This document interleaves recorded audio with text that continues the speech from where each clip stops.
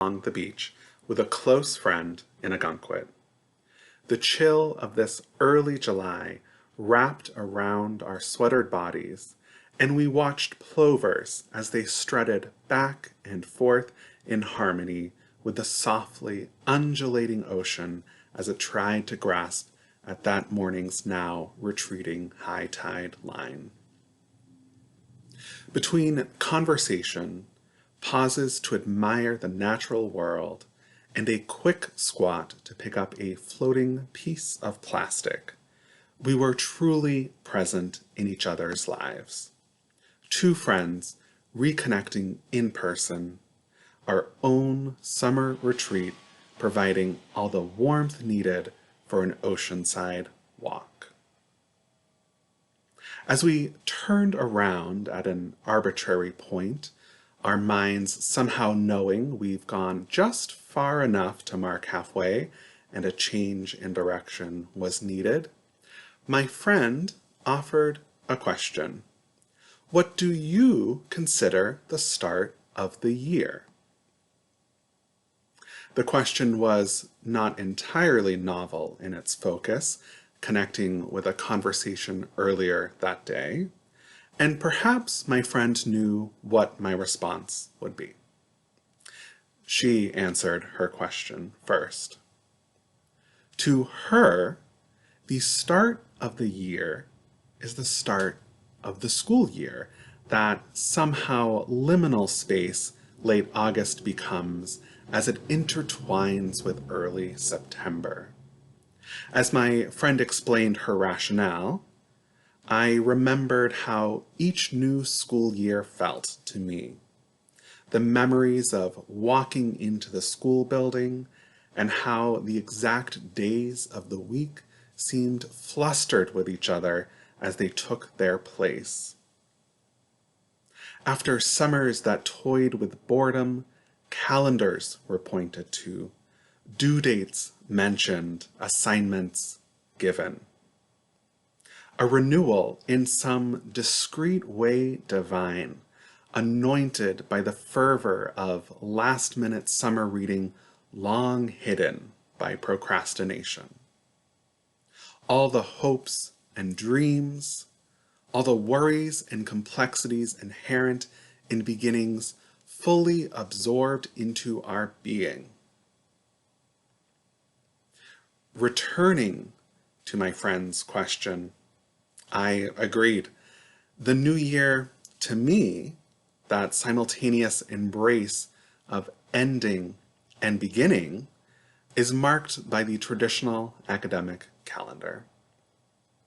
Our own worship calendar here at South Church does not meander too far from it as well. To me, the weight of a conclusion blending into the start of something fresh, the new year, a harbinger of development, growth, is felt most strongly in the weeks ahead. There is a change, almost palpable, in the energy of our lives.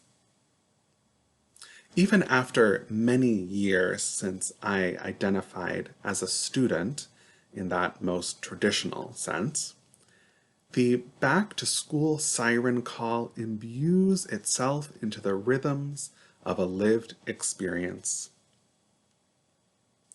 Even just noticing the return of yellow buses on their winding routes alerts the average commuter to something new, a shift in understanding the natural world, a world humanity has constructed schedules around like sand dunes that keep rising tides in check. Now, after more than a decade without a valid student ID, I, too, am preparing to go back to school full-time as a student. With 3 years of grad school ahead of me and a fall reading list already casting a shadow upon the pile of books at my bedside, I am embracing a multitude of emotions and feelings that weigh on me and lift me up. And as I think more and more about this upcoming academic journey, what I keep coming back to is the notion of change, the idea of a before and after, the idea of a singular moment as a catalyst in a life. And just like watching the tide come in, I wonder, can change be truly pinpointed? Can we say the tide has reached its highest or lowest mark when it does? Perhaps we only know the truth of change after it happens. Perhaps there's a way of understanding change beyond a singularity and towards a more holistic continuum. As the school year starts, I have dates on my calendar that are jostling for attention.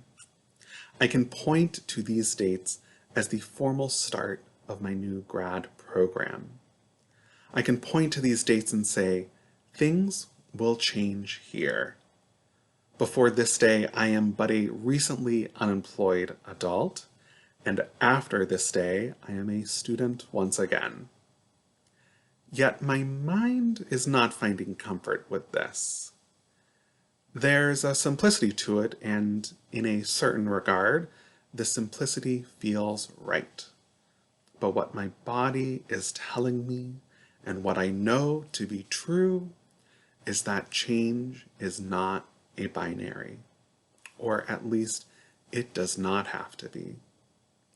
While I, along with so many other people, head to school in the coming weeks, what I offer in perspective is a more appreciative understanding of change as it relates to being, as it relates to our interconnected lives.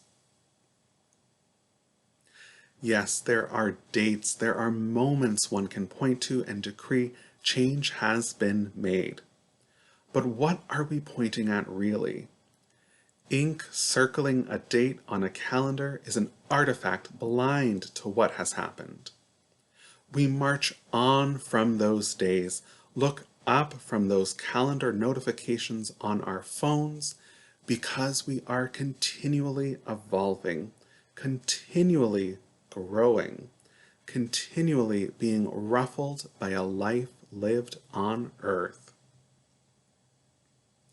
Change happens, but the binary of change seems to me a fallacy more and more.